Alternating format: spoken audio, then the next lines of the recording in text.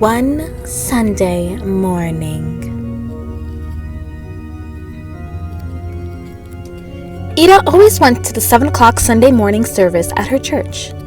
Usually, she heard the clanging of the church bells while she was eating breakfast.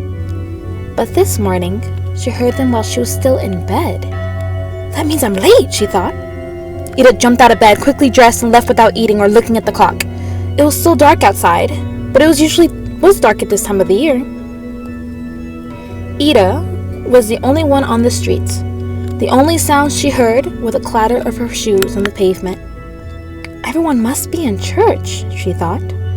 Ida took a shortcut through the cemetery, then she quietly slipped into the church and found a seat. The service had already begun. When she caught her breath, Ida looked around. The church was filled with people she had never seen before. But the woman next to her did look familiar.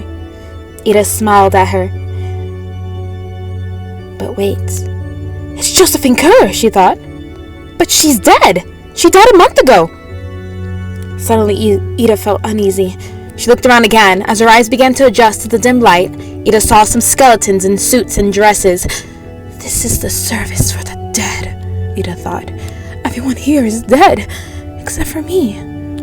Ida noticed that some of them were staring at her. They looked angry, as if she had no business here. Josephine Kerr leaned toward her and whispered, "Leave right after the benediction, if you care for your life." When the service came to an end, the minister gave his blessing. "The Lord bless you and keep you," he said. "The Lord make his face to shine upon you." Ida grabbed her coat and walked quickly toward the door. When she heard footsteps behind her, she glanced back. Several of the dead were coming toward her. Others was getting up to join them. "The Lord lift up his countenance to you," the minister went on. Ida was so frightened she began to run. Out the door she ran, with a pack of shrieking ghosts at her heels. "Get out!" one of them screamed. Another shouted, "You don't belong here!"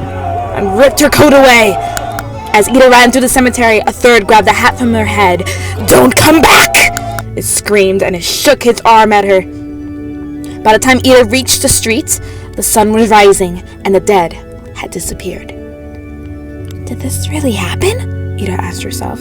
Or have I been dreaming? That afternoon, one of Ida's friends brought over her coat and hat, or what was left of them. They had been found in the cemetery, torn to shreds.